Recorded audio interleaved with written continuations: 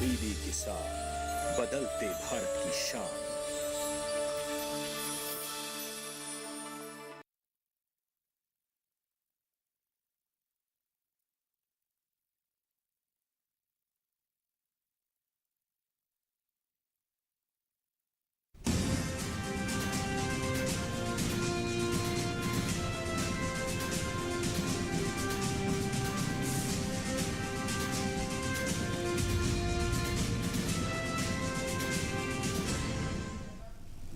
नमस्कार, किसान समाचार में आपका स्वागत है। मैं हूं रेशमा आपके साथ। आइए नजर डालते हैं इस वक्त की हेडलाइंस पर। केंद्रीय कृषि मंत्री नरेंद्र सिंह तोमर ने नई दिल्ली के पूसा में आयोजित राष्ट्रीय कृषि सम्मेलन खरीफ अभियान में लिया हिस्सा। कहा, देश में फर्टिलाइजर की कोई कमी नहीं, राज्यों को डिमांड के आधार पर करवाया जा रहा है उपलब्ध। मौसम की चुनौतियों के बावजूद लगातार बढ़ रहा है खाद्यान्न का उत्पादन। केंद्रीय मंत्री पुरुषोत्तम रुपाला ने नई दिल्ली में एनिमल हस्बेंड्री एंड फिशरीज किसान क्रेडिट कार्ड कैंपेन की शुरुआत। कहा, पशुपालकों और मत्स्य पालन करने वाले लोगों को सीधे मदद करने में हो रहे हैं सफल। ग्रामीण अर्थव्यवस्था को और ज्यादा किया जाए मजबूत, पशुपालकों और मत्स्य पालकों की जेब में सीधे पहुंचे लाभ।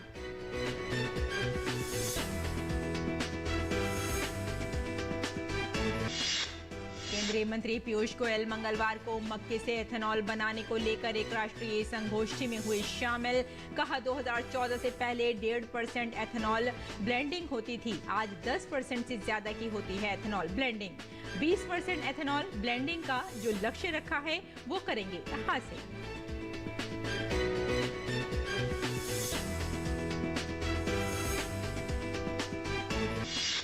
मौसम विभाग ने कहा, बंगाल की खाड़ी में बना निम्न दाब, 5 से 11 मई के बीच बंगाल की खाड़ी में चक्रवात तैयार होने की आशंका। पश्चिम बंगाल के तटीय क्षेत्रों में तेज आंधी तूफान के साथ हो सकती है भारी बारिश।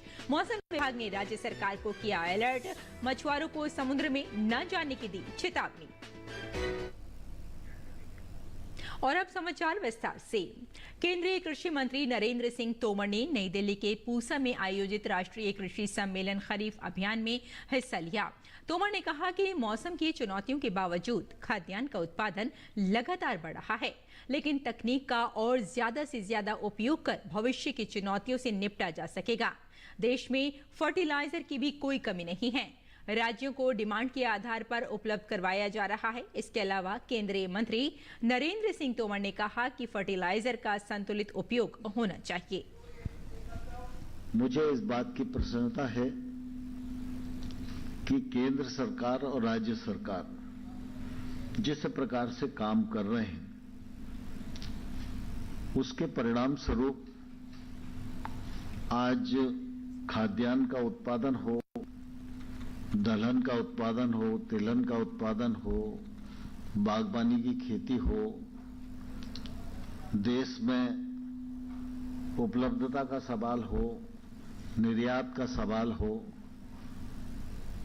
तो हम यह मान सकते हैं कि बहुत ही अच्छी अवस्था में हम खड़े हुए हैं। बहुत सारी प्रतिकूलता के बाद भी केंद्र सरकार की हमेशा ये कोशिश रहती है कि वो राज्य सरकारों को समय पर राशि उपलब्ध कराएं, जहां मिनी किट्स की जरूरत है मिनी किट्स उपलब्ध कराएं, जहां फर्टिलाइजर की आवश्यकता है, बीज की आवश्यकता है, समय सीमा के भीतर सस्ते दामों पर राज्य सरकारों को उपलब्ध हो, जिससे किसान तक वो पहुंच सके।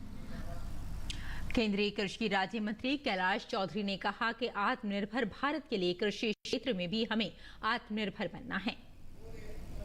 प्रधानमंत्री आदरणीय नरेंद्र मोदी जी हमें कहते हैं कि हमें विकसित भारत बनाना है, तो विकसित के अंदर कृषि के अंदर भी हम आत्मनिर्भर बने। तो उसको लेकर हम सब सोचते हैं कि अभी से इस काम को शुरू करना चाहिए। और वैसे जब से मैं देख रहा हूं पिछले 7-8 साल से विभिन्न राज्यों के सहयोग से और आईसीआर के सभी जो साइंटिस्टों ने जो रिसर्च किए और नई नई वैरायटियां आई, और उसका परिणाम ये रहा कि सबके प्रयासों से हमारे उत्पादन में लगातार वृद्धि हो रही है। और पिछले 7-8 वर्ष के अंदर जो वृद्धि हुई, लगभग खाद्यान्न के अंदर 29% की वृद्धि हुई है। ये वृद्धि वैसे कम नहीं है और फिर भी मैं सोचता हूं कि हमें और आगे जाने की आवश्यकता है।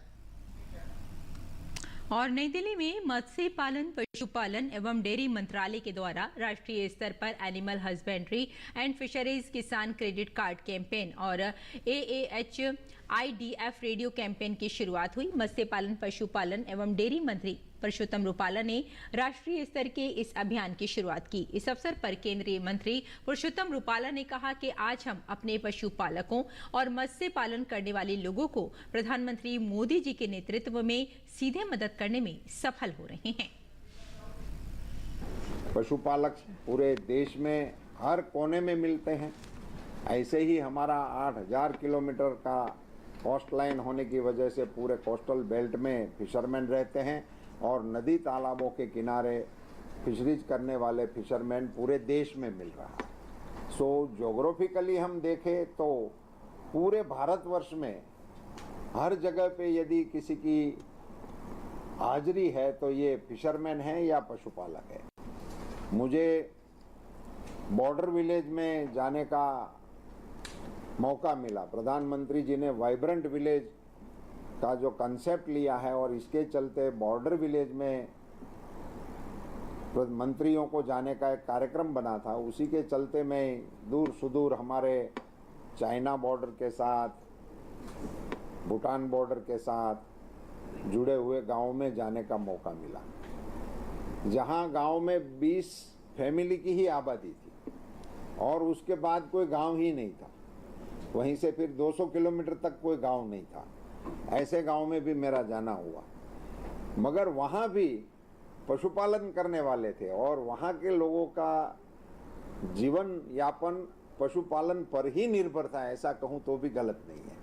और वहां के लोग फिशरीज भी करते थे।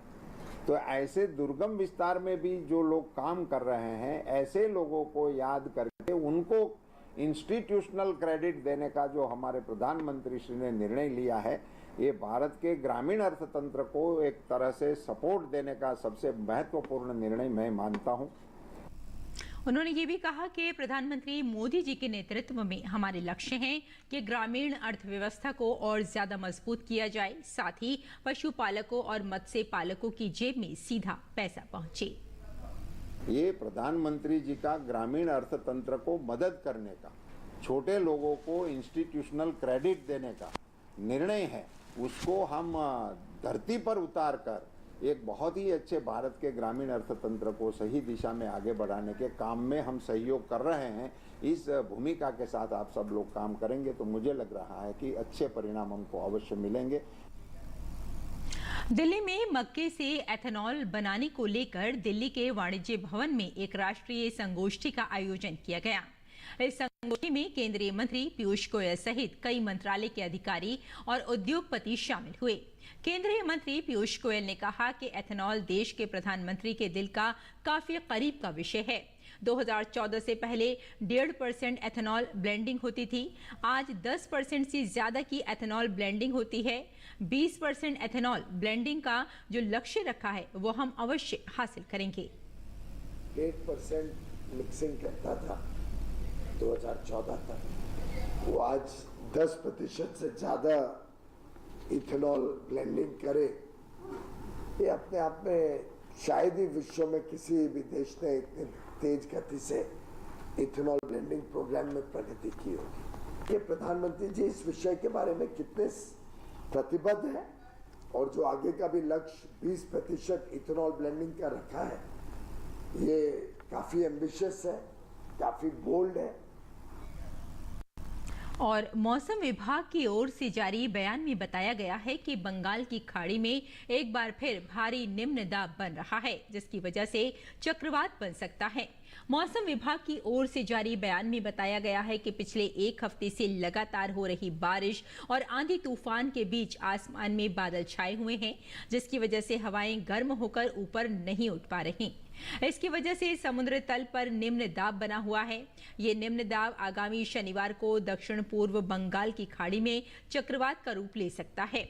इसके बाद अगले 48 घंटों तक इसमें और बढ़ोतरी होगी, जिसके कारण पश्चिम बंगाल के तटीय क्षेत्रों में तेज आंधी तूफान के साथ भारी बारिश हो सकती है। इससे जानमाल के नुकसान की भी आशंका है। इसके पहले अम्फन और यश चक्रवात की वजह से बंगाल को हुए जानमाल के नुकसान के मद्देनजर मौसम विभाग की ओर से इस संबंध में राज्य सरकार को अलर्ट कर दिया गया है। आपदा प्रबंधन विभाग ने भी समुद्र तटीय जिलों के जिलाधिकारियों को इस बारे में जानकारी भेजकर अलर्ट रहने को कहा है। अलीपुर स्थित मौसम विभाग के क्षेत्रीय निदेशक मृत्युंजय महापात्र ने बताया कि 5 से 11 मई के बीच बंगाल की खाड़ी में चक्रवात तैयार होने की आशंका है। इस दौरान मछुआरों को समुद्र में जाने की मनाही है और लोगों को बिना वजह घरों से बाहर नहीं निकलने की सलाह दी गई है।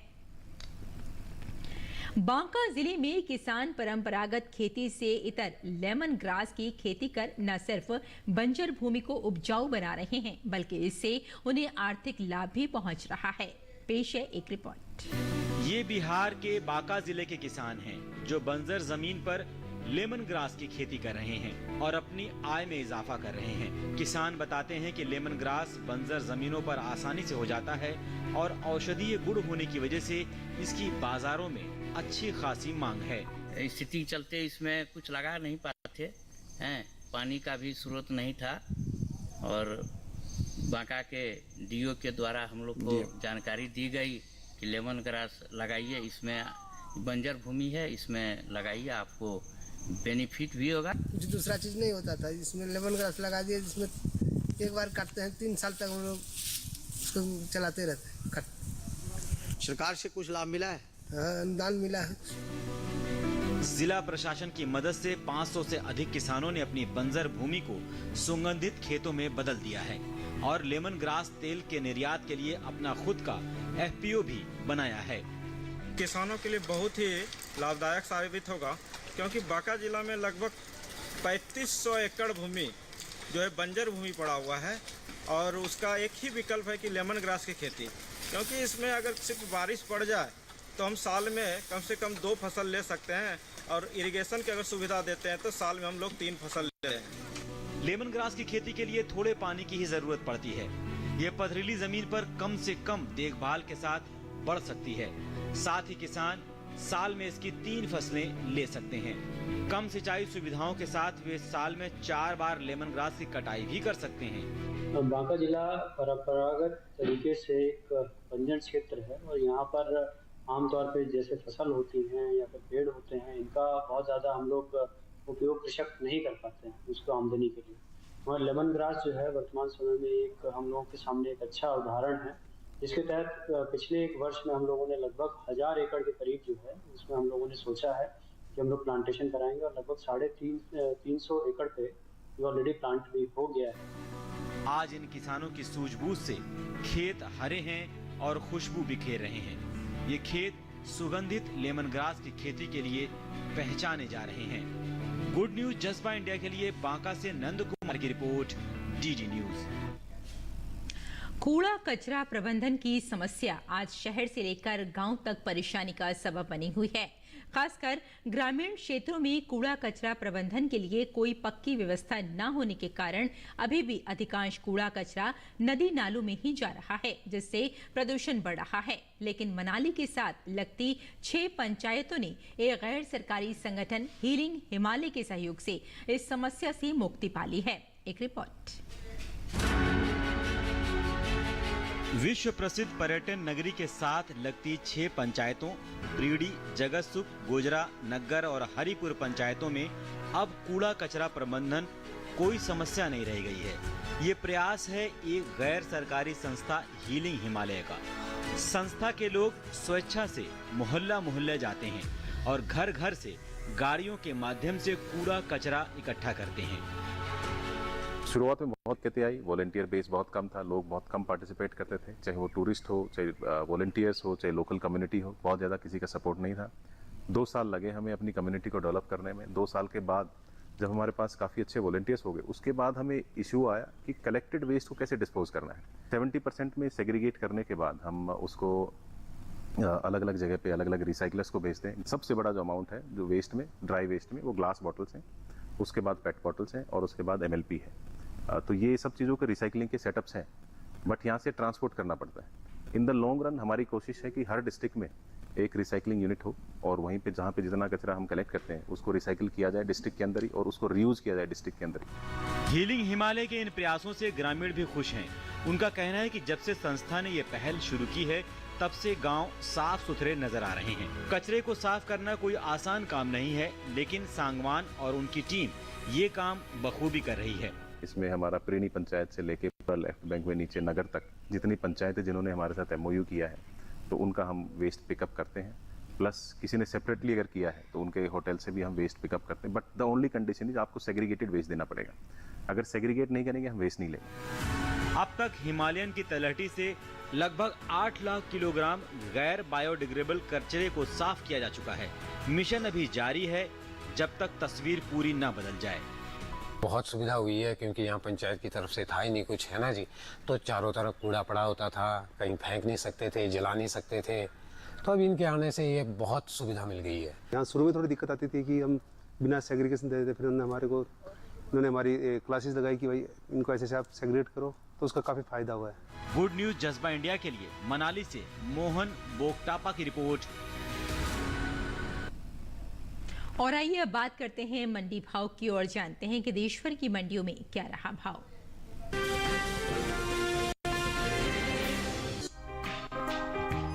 मंगलवार को चने के सौदों में मिला जुला रुख देखने को मिला। कोटा मंडी में चने के सौदों में तेजी रही, वहीं सावरकुंडला और जयपुर मंडी में चने के भाव नरम रहे, जबकि अलीगढ़ मंडी में इस दौरान चने के भाव में कोई फेरबदल नहीं हुआ। आवक पर नजर डाली, इन दिनों ज्यादातर कृषि उपज मंडियों में चने की आवक सामान्य बनी हुई है। गुजरात और उत्तर प्रदेश सहित दूसरे राज्यों की मंडियों में 2 मई को चना बिकवाली के लिए पहुंचा। भाव पर नजर डाले तो एग्मार्कनेट के मुताबिक गुजरात की सावरकुंडला मंडी में 1 मई को देसी चने का भाव था 4,545 रूपए। 2 मई को इसके भाव में 17 रूपए की गिरावट आई और भाव हो गया 4,528 रूपए। जबकि राजस्थान की कोटा मंडी में इस दौरान चने के सौदों में बढ़त के साथ कारोबार हुआ। 1 मई को यहाँ चने का भाव रहा 4,200 रूपए। 2 मई को इसके सौदे 350 रूपए उछल कर 4,550 रूपए पर हुए। राज्य की ही जयपुर मंडी में 1 मई को चने का भाव था 4,545 रूपए। 2 मई को इसके सौदे 150 रूपए टूट कर 4,395 रूपए पर हुए। उत्तर प्रदेश की अलीगढ़ मंडी में बीते 2 दिनों के दौरान चने के भाव स्थिर रहे। यहाँ 1 और 2 मई को चना 5,500 रूपए पर बिका।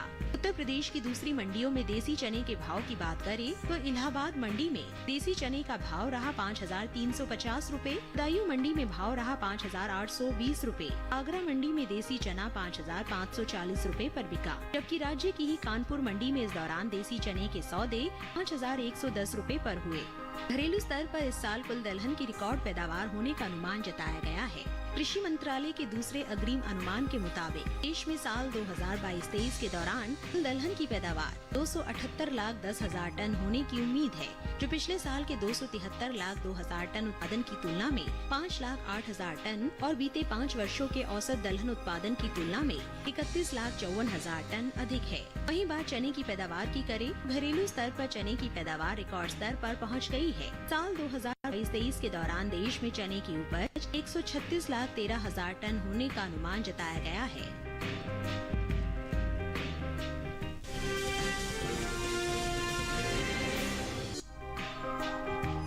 कृषि उपज मंडियों में इन दिनों गेहूं की आवक सामान्य बनी हुई है। पंजाब, राजस्थान और उत्तर प्रदेश की मंडियों में मंगलवार को गेहूं की आवक अधिक देखने को मिली। भाव पर नजर डाले तो सावरकुंडला और खातेगांव मंडी में गेहूं के सौदे मजबूती के साथ हुए, जबकि जलालाबाद और चोटीला मंडी में इस दौरान गेहूं के भाव में कोई बदलाव देखने को नहीं मिला। एग्मार्कनेट के मुताबिक गुजरात की चोटीला मंडी में 1 मई को गेहूं का भाव रहा 2,600 रूपए। 2 मई को इसके भाव में कोई बदलाव देखने को नहीं मिला और भाव 2,600 रूपए पर बना रहा। जबकि राज्य की सावरकुंडला मंडी में इस दौरान लोकवान गेहूं के सौदे मजबूती के साथ हुए।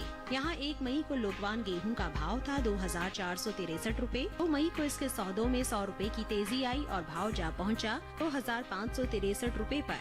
मध्य प्रदेश की खातेगांव मंडी में 1 मई को गेहूं का भाव रहा 2050 रूपए। 2 मई को इसके सौदे 100 रूपए चढ़कर 2150 रूपए पर हुए। पंजाब की जलालाबाद मंडी में बीते 2 दिनों के दौरान गेहूं के भाव स्थिर रहे। यहाँ 1 और 2 मई को गेहूं 2125 रूपए पर बिकी। दूसरे राज्यों के मुकाबले उत्तर प्रदेश की ज्यादातर मंडियों में मंगलवार को गेहूं की आवक अधिक देखने को मिली। यहाँ इटावा मंडी में धारा गेहूं का भाव रहा 2125 रूपए। बदायूं मंडी में भाव रहा 2125 रूपए। दादरी मंडी में धारा गेहूं 2160 रूपए पर बिका, जबकि लखीमपुर मंडी में इस दौरान गेहूं के सौदे 2160 रूपए पर हुए। गेहूं की उपज की बात करें तो इस साल देश में घरेलू स्तर पर गेहूं की पैदावार रिकॉर्ड स्तर पर जा सकती है, जिसका असर गेहूं के बाजार भाव पर पड़ता दिख सकता है। कृषि मंत्रालय की ओर से जारी दूसरे अग्रिम अनुमान के मुताबिक साल 2022-23 के दौरान देश में गेहूं की उपज 1,121,82,000 टन अनुमानित है। पिछले साल के उत्पादन की तुलना में 44,40,000 टन अधिक है, जबकि बीते साल इस दौरान देश में गेहूं की पैदावार 1,77,42,000 टन रही थी।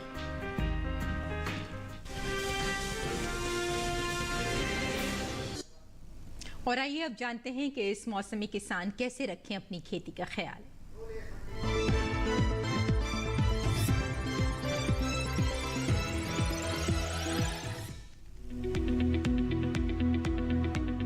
जम्मू कश्मीर में मक्के की बुआई कर ले, किसान अदरक की रुपाई कर सकते हैं, साथ ही हल्दी की रुपाई करें। यहाँ उड़द के खेत में निराई और गुड़ाई करते रहें। इसके अलावा मूंग के खेत में निराई और गुड़ाई कर सकते हैं।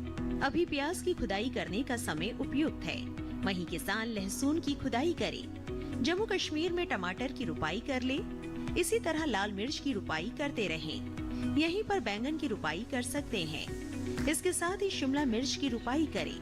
जम्मू कश्मीर में भिंडी की बुआई कर ले, किसान मटर के खेत में निराई कर सकते हैं। वहाँ धान की बुआई के लिए खेत तैयार करें। हरियाणा में कपास की बुआई करें, कपास के खेत में सिंचाई कर सकते हैं।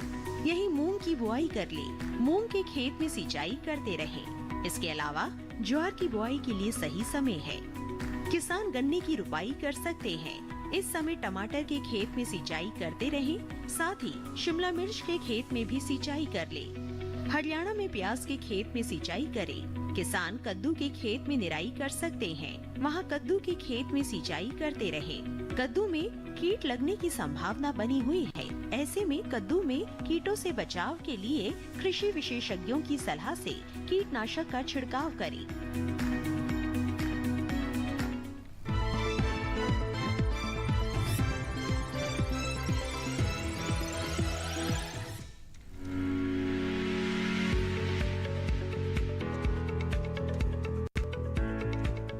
हल्दी की पैदावार, उपभोग और निर्यात के मामले में भारत सबसे ऊपर है। कुल उत्पादन का 80% हमारे देश में ही होता है।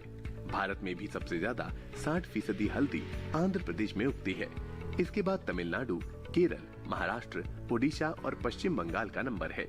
ओडिशा और झारखंड में भी इसकी खेती की जाती है। ये उष्णकटिबंधीय मसाला फसल है। इसे गर्मी के मौसम में भी उगाया जाता है और मानसून में भी। खरीफ मौसम में ये सबसे उपयुक्त फसल है।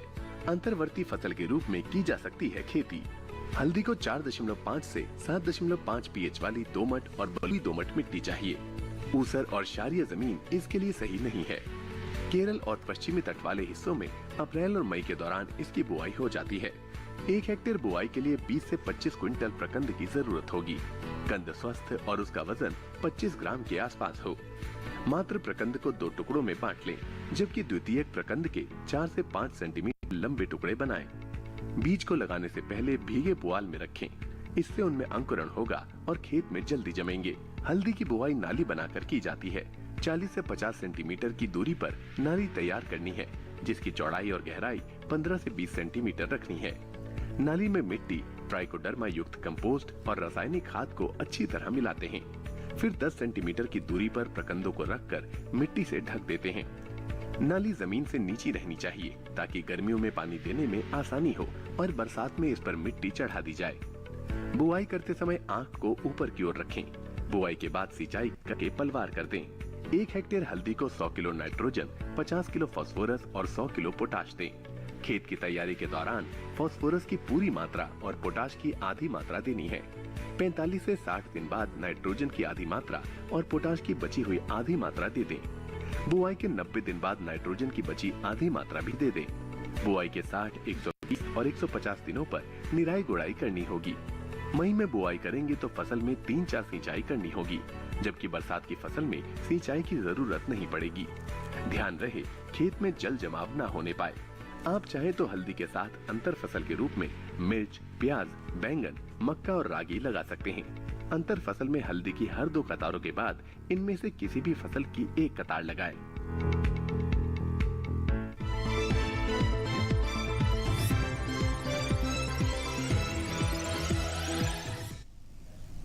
और खेती किसानी के साथ साथ आइए नजर डाल लेते हैं कुछ और महत्वपूर्ण खबरों पर। खास खबर में निर्वाचन आयोग ने सभी राष्ट्रीय और राज्य स्तर के राजनीतिक दलों और उनके प्रचारकों से चुनाव प्रचार अभियान के दौरान संयम बरतने और चुनावी माहौल को खराब न करने का परामर्श जारी किया है। कर्नाटक विधानसभा चुनाव प्रचार के दौरान हाल के चुनावी भाषणों के मद्देनजर ये परामर्श जारी किया गया है।